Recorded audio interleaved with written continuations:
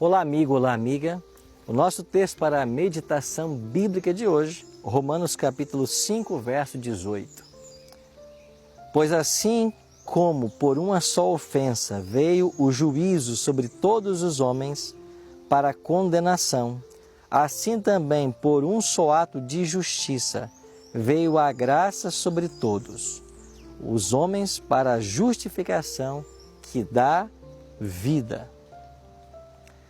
Se a primeira verdade que aprendemos nas Escrituras a respeito do homem é que ele é um ser criado por Deus, a segunda verdade fundamental acerca do ser criado é que ele, pela entrada do pecado, alienou-se do Criador. Em consequência da queda, toda a posteridade de Adão herdou os resultados de seu pecado e a inclinação pecaminosa. As Escrituras afirmam que Adão foi criado à semelhança de Deus, mas Adão gerou filhos à sua semelhança, conforme a sua imagem. Tal ruptura entre Deus e o homem não é uma ilusão ou mito. Não pode ser desconsiderada por qualquer ginástica psicológica. A queda, em sua enorme abrangência, envolveu todo ser humano.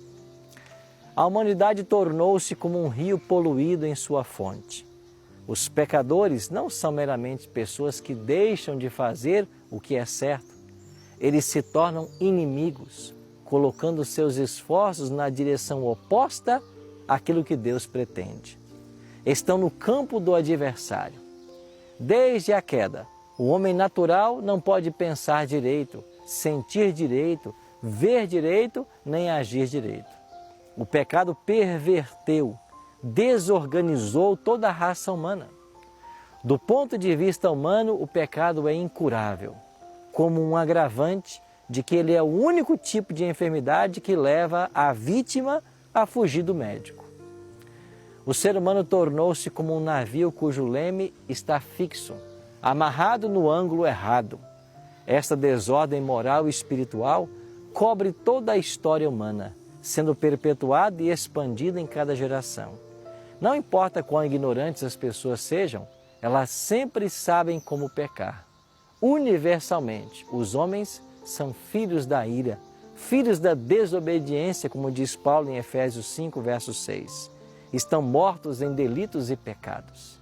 Mas o texto de hoje diz que onde abundou o pecado, superabundou a graça.